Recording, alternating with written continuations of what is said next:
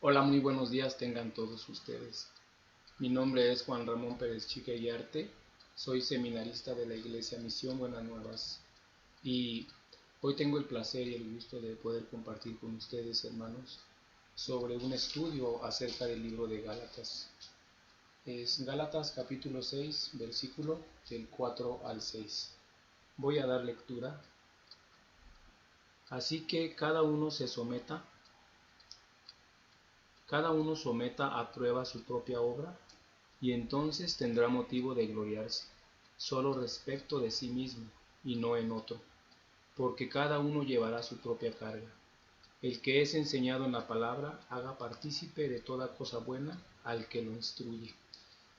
Cuando uno abre la palabra de Dios, comienza a ver un mundo diferente. Muchas personas leen la Biblia, pero ¿cómo lo leen? Es un libro espiritual. Muchas cosas, se puede decir, rompen con nuestra manera y nuestra forma. La Biblia no es una Biblia de lógica o de razonamiento, sino va más allá de lo que nosotros pensamos o imaginamos. Por eso es muy importante saber, conocer. Muchas veces nosotros al recibir la salvación, Dios nos hace introducir a su mundo, al mundo de la fe, al mundo del espíritu. Sin embargo, ¿cómo podemos conocer? Solo a través de profundizar en la escritura. Aquí viendo yo estos tres versículos podía ver la importancia y sobre todo la diligencia de ver cómo nosotros llevamos nuestra vida de fe, nuestra vida de creencia. Si realmente nosotros vamos caminando bajo la obra o bajo la gracia, que es bajo el poder del Espíritu Santo, bajo la obra que Jesucristo hizo para que nosotros pudiéramos ser salvos. Por eso yo encuentro cuán bueno es profundizar en la escritura, para saber acerca de cómo yo voy llevando la vida de la fe. Yo quisiera que buscáramos en el libro de Isaías capítulo 34, en el versículo 16. Voy a leer. Dice: Inquirid en el libro de Jehová, y leed si faltó alguno de ellos. Ninguno faltó con su compañera, porque su boca mandó y los reunió su mismo espíritu. Cuando la Biblia habla de inquirir, no está hablando de una manera de leer así superficialmente, sino una vez que se lee otra vez, se vuelve a leer hasta 10 veces, poder encontrar el verdadero sentido y el propósito de la palabra. Muchas veces cuando leemos solamente de manera superficial, nos quedamos con la primera imagen y esa le damos la interpretación. Pero la Biblia no quiere enseñar de esa manera. A veces hay una duda. Sin embargo, tenemos que ir a acudir a la meditación. Preguntarle a Dios, ¿realmente así es, Señor? Por favor, descúbreme. Descubre esa duda que yo tengo, que yo pueda ver claramente con mis ojos. Aquí dice, ninguno faltó con su compañera. ¿Qué significa? Toda duda o toda incertidumbre o toda pregunta que brote de algún texto, la misma Biblia tiene su compañera, tiene la respuesta. La misma Biblia se interpreta. Y dice, y lo reunió su mismo espíritu. Qué importante es que también en nuestro corazón esté el Espíritu Santo. Que realmente seamos personas redimidas por Dios, redimidas por la obra de Jesucristo, porque es la manera que podemos identificar, podemos darnos cuenta acerca de la palabra de Dios.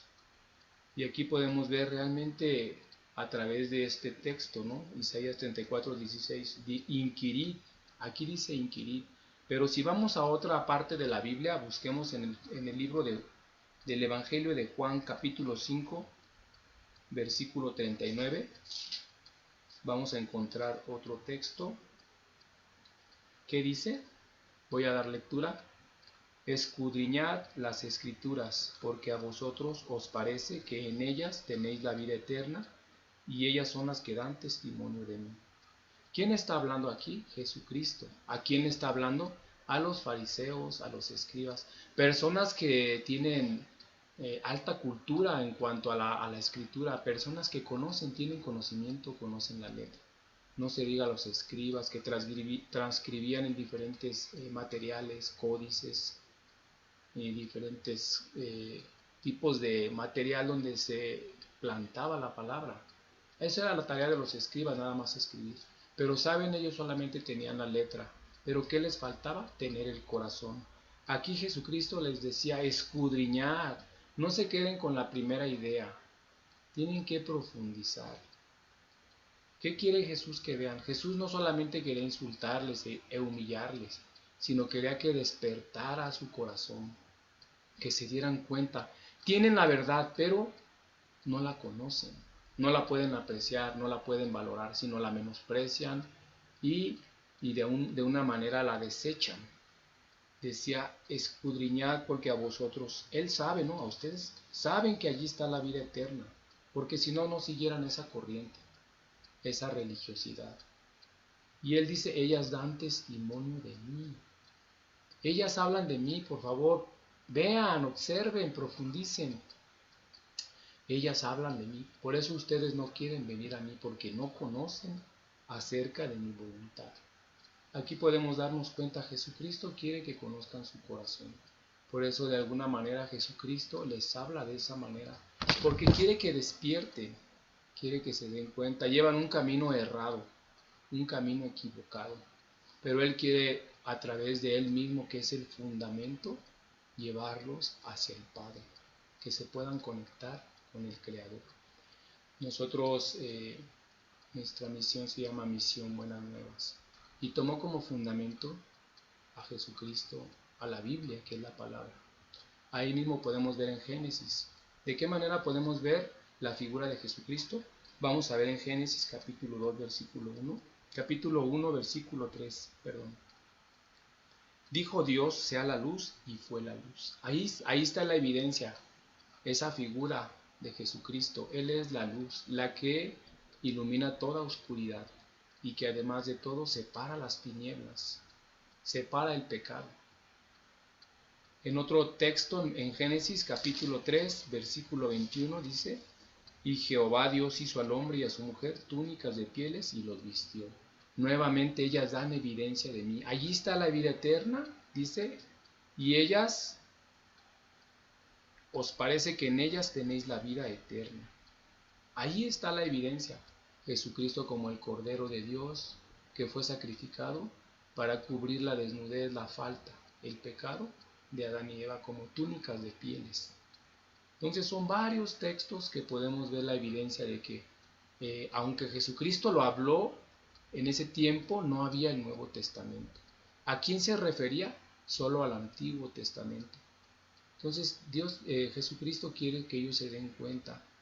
En mí está toda la figura durante todo el Antiguo Testamento. En varios pasajes estaba la figura de Jesucristo. Por eso la misión Buenas Nuevas tomó como fundamento la palabra de Dios. Nuestro fundador, el pastor Oxopar, él cuando recién inició en un pueblo muy lleno de escasez, él no tenía ni una cobija para taparse. Se tapaba con las hojas de los coros, de los himnos, y también no tenía que comer. Sin embargo, él cuando oraba, él originalmente tendría que orar por comida, por cobija, que era lo que le hacía falta. Pero él se veía dentro de la oración con una palabra que llegaba a él. Y esa la encontramos en Salmo capítulo 2, vamos a leer. Este fue el inicio de Misión Buenas Nuevas. Este fue el sueño que recibió el pastor Oxopar, y el cual también llega a ser un sueño para nosotros y una realidad hasta en este momento. En el Salmo capítulo 2 dice en el versículo 8, pídeme y te daré por herencia a las naciones y como posesión tuya los confines de la tierra. Como pueden ver, aún él no tenía ni siquiera tenía un pan o una cobija a la mano. Originalmente debería de orar por eso, pero en la oración llegaba este versículo. Decía, pídeme y te daré por herencia a las naciones y como posesión tuya los confines de la tierra. Tantas veces llegaba esa oración que él dijo, los quiero. Entonces, hasta hoy en nuestros días, la misión Buenas Nuevas está en más de 100 países del mundo y predicando con mucha fuerza a través de este fundamento que es la palabra de Dios. Así podemos ver, Misión Buenas Nuevas comenzó a enviar a los misioneros. ¿De qué manera eran enviados estos misioneros? iban con sus familias y solamente con sus pertenencias. Eran enviados a Europa, a África, a América, llegaban a México, llegaban a Perú, llegaban a Bolivia, a Argentina. ¿De qué manera llegaban estos misioneros? No llegaban con un capital, solamente con el vuelo, el puro vuelo sencillo. ¿Por qué? Porque ellos sabían que iban a quedarse a la obra de Dios, iban a abrir la obra de Dios. Entonces, cuando ellos viajaban, se encontraban con varios obstáculos. Primeramente, uno de ellos era el clima, la cultura y también el lenguaje. Ellos ahí en esos lugares sufrieron mucho el menosprecio, también sufrieron mucho el rechazo. Les decían chinos cochinos, y ellos de lo que más sufrían no era de eso, sufrían de que ellos no podían hablar el idioma. Querían predicar el evangelio, pero ellos se sentían, no puedo hablar, no me entienden, no los entiendo. Sin embargo, Dios trabajó preciosamente con cada uno de ellos, dándoles un testimonio. Uno de ellos se encontró en el avión a una persona y comenzó a hablar como pudo con esa persona. Y esa persona, llegando a ese país, le brindó el hospedaje. Otro pastor de ellos también tenía muchas dificultades, no podía hablar el español, pero entre tanto que él caminaba se encontró con una persona, le predicó como pudo el evangelio, y esta persona era una maestra de español y ella le enseñó el español y así recibió la salvación. Cualquier persona que se acerca a un salvo y le brinda su ayuda, Dios le da la gracia. Así esta mujer recibía la salvación. De esta manera el evangelio llegó fuertemente a la nación aquí, a este continente, y enseguida llegó a México también. Fue por eso que nosotros también recibimos la salvación. Fue algo de dar mucha gratitud. Entonces, así ellos abriendo la obra de Dios podían dar testimonio. También anteriormente, ¿cómo era? Anteriormente los enviados eran de Europa, también de América. Muchos misioneros llegaron a África y también muchos murieron. Pero plantando la obra allí, sembrando la semilla, pasando un poco de tiempo también se desvanecía. Cuando no se le da seguimiento a la obra también se desvanece. Una vez que llegó Misión Buenas Nuevas, se dio cuenta de una particularidad. Comenzó a haber pastores que estaban predicando en sus congregaciones, pero había una característica. Ellos no tenían la Biblia en la mano. ¿Se dan cuenta?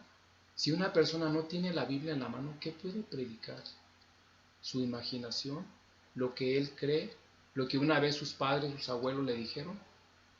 Imagínense cómo era la vida de la fe de aquellas personas, sin una verdadera base. Sin embargo, ellos tenían el deseo de saber de Dios, pero ¿cómo predicaban? De una manera equivocada.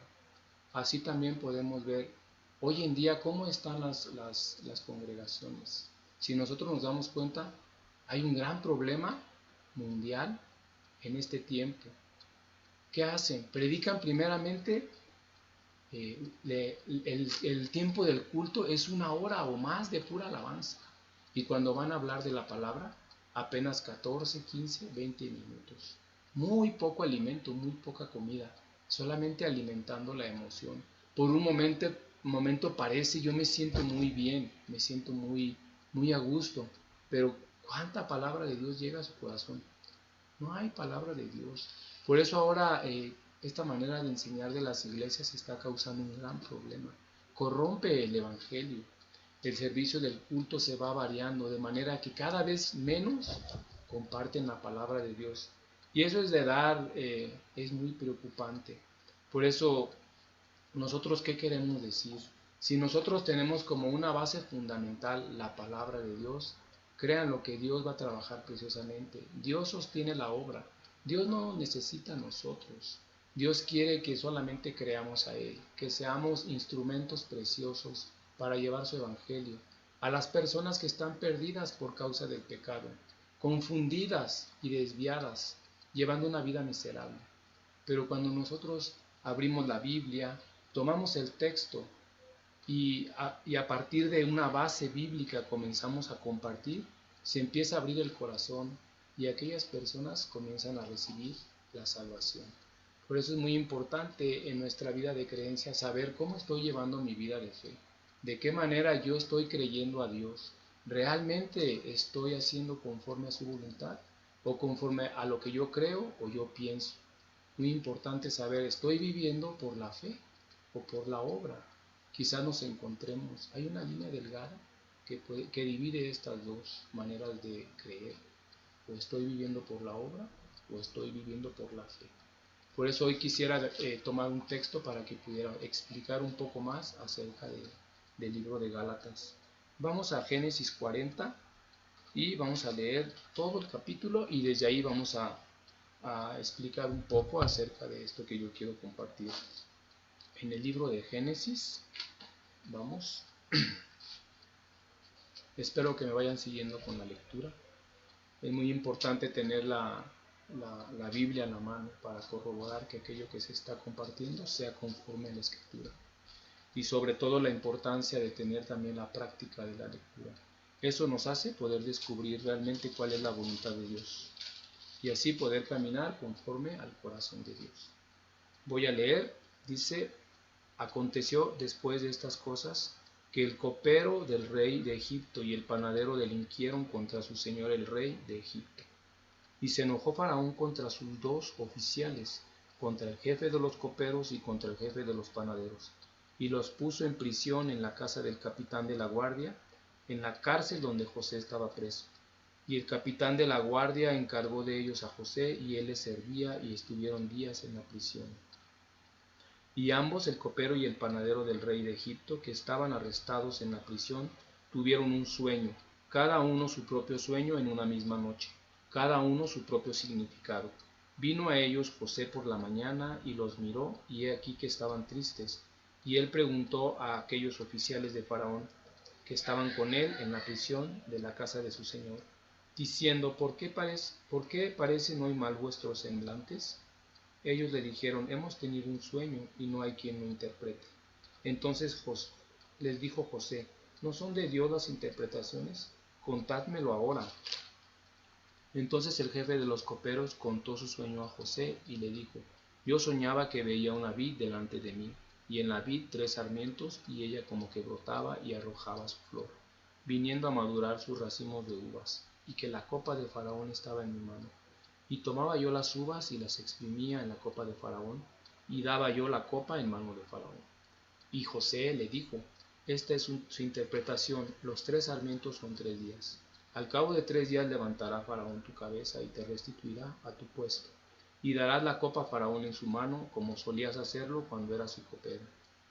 Acuérdate de mí cuando tengas este bien, y te ruego que uses conmigo de misericordia, y hagas mención de mí a Faraón, y me saques de esta casa, porque fui hurtado de la tierra de los hebreos, y tampoco he hecho aquí porque me pusiesen en la cárcel. Viendo el jefe de los panaderos que había interpretado para bien, dijo a José: también yo soñé que veía 3 canastillos blancos sobre mi cabeza. En el canastillo más alto había de toda clase de manjares de pastelería para Faraón, y las aves las comían del canastillo de sobre mi cabeza. Entonces respondió José y dijo: esta es su interpretación. Los 3 canastillos 3 días son. Al cabo de 3 días quitará Faraón tu cabeza de sobre ti, y te hará colgar en la horca, y las aves comerán tu carne de sobre ti. Al tercer día, que era el día del cumpleaños de Faraón, el rey hizo banquete a todos sus sirvientes, y alzó la cabeza del jefe de los coperos y la cabeza del jefe de los panaderos entre sus servidores, e hizo volver a su oficio al jefe de los coperos, y dio a éste la copa en mano de Faraón. Mas hizo ahorcar al jefe de los panaderos, como lo había interpretado José. Y el jefe de los coperos no se acordó de José, sino que le olvidó. Hasta el versículo 23, que es todo el capítulo. Como pueden ver, nosotros ¿qué queremos descubrir? Si realmente nosotros vamos caminando por la obra o por la gracia. Aquí podemos ver, en el mundo hay 2 clases de personas: los que caminan por la gracia y los que caminan por la obra. ¿Quiénes caminan por la gracia? Los justos, los perfectos, los santos. No son santos porque ellos hicieron algo bueno, sino porque esto todo lo hizo Jesucristo. Aquí desde un inicio, aquí lo dice el versículo. Dice desde el 1: aconteció que estas cosas que el copero del rey de Egipto y el panadero delinquieron contra su señor, el rey de Egipto. Entonces, ambos delinquieron. ¿Qué significa? Está hablando de un mundo pecador. Todos pecaron, todos estamos bajo pecado. Entonces fueron puestos en la cárcel, en la prisión. Pero en la prisión, ¿a quién se encontraron? Encontraron al siervo de Dios, al enviado, aquel que podía ayudar a cada uno de ellos. Y ellos, estando allí, tuvieron un tipo de fe. ¿Qué significa? Su sueño es un tipo de fe. Entonces, cuando nosotros tenemos una fe, al acercarnos al siervo podemos decir claramente: pastor, yo creo de esta manera. ¿Por qué podemos hablar con el pastor? Porque el que tiene el corazón de Dios nos puede explicar, nos puede decir, nos puede discernir, nos puede escudriñar y poder guiar de una manera correcta, conforme a la fe. Y este hombre, ¿qué decía? Él decía que él soñaba que una vid se presentaba delante de él, y que de ésta salían 3 sarmientos, y brotaba, y como brotaba, y aquella arrojaba su flor, viniendo a madurar su racimo de uva, y que la copa de Faraón estaba en su mano, en mi mano, y tomaba yo las uvas y las exprimía en la copa de Faraón, y daba yo la copa en mano de Faraón. Aquí podemos ver en el sueño del copero, él simplemente estaba expectante. Y él aparece aquella vid, y sola comienza a brotar aquellos sarmientos y aquel fruto. Él, que hizo, solamente puso su copa, las exprimió y salió el jugo de él. ¿Qué significa? Él realmente nada hizo, sino que todo apareció hacia él. Él nada hizo. Aquí, ¿qué podemos ver? La figura de Jesucristo. ¿Con quién se presentó a Faraón? Con el sacrificio de Jesucristo. Por eso aquí vemos este tipo de fe a dónde le lleva. Dice: al cabo de 3 días levantará Faraón tu cabeza, y te restituirá a tu puesto, y darás la copa a Faraón en su mano, como solías hacerlo cuando eras su copero. Ese es el resultado de este tipo de fe. Lo lleva a la vida. Pero él dice una palabra: acuérdate pues de mí cuando tengas ese bien, y te ruego que uses conmigo de misericordia, y hagas mención de mí a Faraón, y me saques de esta casa. José tenía ese corazón. Quiere salir. Por eso le dice: acuérdate de mí. Sin embargo, ahí también hay otro tema de qué hablar. Más adelante voy a compartir de eso. Enseguida, al ver el panadero lo que soñó, él también quiso contar su tipo de fe. Él dijo que el jefe de los panaderos interpretó, él pudo ver que el canastillo, que había 3 canastillos, pero en el canastillo más alto había toda clase de manjares de pastelería. ¿Qué significa? Él no se presentó solamente con los canastos de pan, que era suficiente para presentarse a Faraón, pero él se presentó con manjares de pastelería. ¿Qué significa? Algo que él hizo. Él no se sintió seguro: yo cómo me puedo presentar con solamente esto. Entonces él se puso a hacer manjares de pastelería, porque él quería agradar a Faraón. Pero ¿qué sucede con esta clase de fe? Aquí le dice claramente: en el canastillo más alto había de toda clase de manjares de pastelería para Faraón. Pero esa obra, ¿qué sucedía? Las aves las comían de sobre mi cabeza. Aquí quiere hablar: esta clase de fe nos trae a la muerte. Aquí podemos ver 2 tipos de fe: el que hace por la fe y el que hace por la obra. El que hace por la fe recibe la vida, pero el que hace por la obra recibe la muerte.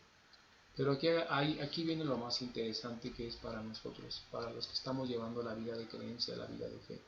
Al ver nosotros aquí la figura de Jesucristo, y también podemos ver cómo cada uno recibe de acuerdo a la manera que cree, pero hay algo muy importante. Aunque le está diciendo José al copero: te restituirá Faraón, ¿sí? Levantará tu cabeza. Él lo cree, y él cree, y él solamente puede esperar, tiene esperanza. Pero el panadero, ¿qué le dice? Le dice: y las aves comían del canastillo de sobre mi cabeza. Entonces, ¿qué le dijo? Al cabo de 3 días, en el versículo 19, quitará a Faraón tu cabeza de sobre ti, y te hará colgar en la horca, y las aves comerán tu carne de sobre ti. Cuando esa respuesta la recibe de parte de José, ¿qué tenía que hacer él? Pues ya no podía vivir quieto, ¿no? Al decirle que tu cabeza quitará tu cabeza y te hará colgar en la horca y que las aves comerán tu carne, significa que él no creyó.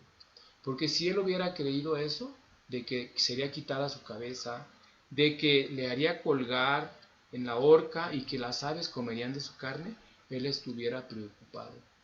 Porque nosotros sabemos que cuando Jesucristo murió en la cruz, nunca dijo yo solamente voy a morir por el copero, sino él dijo yo voy a morir por todos, inclusive el panadero. Pero ¿qué sucedió? Panadero no creyó a esta palabra, porque si Panadero hubiera creído a esta palabra, se hubiera acercado al copero. ¿Cómo es que tú pudiste recibir esa clase de fe?